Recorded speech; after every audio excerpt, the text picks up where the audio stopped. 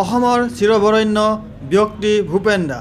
ভূপেন দাৰ মৃত্যুৰ ৩ বছৰ হ'বলৈ হ'ল, কিন্তু দেখা গ'ল যে ভূপেন দাৰ সমাধি ক্ষেত্ৰখন অসম চৰকাৰে যিদৰে নিৰ্মাণ কৰিব লাগিছিল, কিন্তু পৰিতাপৰ কথা যে অসম চৰকাৰে আজিলৈকে দেখা পাব লগা কাম কৰা নাই। সেয়েহে দেখা গৈছে যে চৰকাৰে যেনেকৈ ভূপেন দাৰ সমাধি ক্ষেত্ৰক লৈ কাম কৰিব লাগিছিল, সেই ক্ষেত্ৰত বৰং গাফিলতিয়ে কৰিছে বুলি আছুৱে জনায়।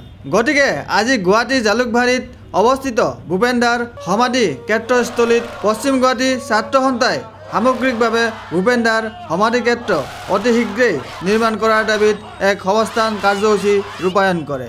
যিহেতু অসমৰ ৰাইজৰ আৱেগ আৰু অনুভূতি জড়িত হৈ আছে, সেই ক্ষেত্ৰত অসম চৰকাৰৰ সেই অৱহেলাক গৰিহণা দি আছুৱে জনায় যে চৰকাৰে যি প্ৰতিশ্ৰুতি দিছিল, এই প্ৰতিশ্ৰুতিক সোনকালে কাৰ্য কৰিবলৈ দাবী জনায়।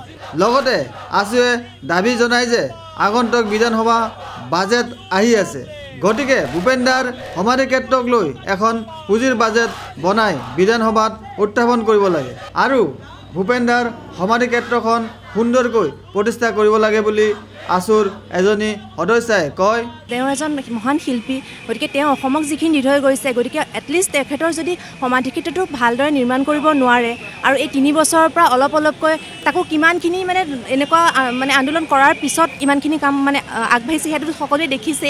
আৰু এনেকৈ টুকুৰা টুকুৰকৈ কাম কৰি থাকিলে নহ'ব। আৰু যিখিনি মুঠতে আমাৰ দাবী এটাই যে সম্পূৰ্ণৰূপে সমাধি ক্ষেত্ৰটো নিৰ্মাণ কৰিব লাগে, সেইটোৱে দাবী হয়।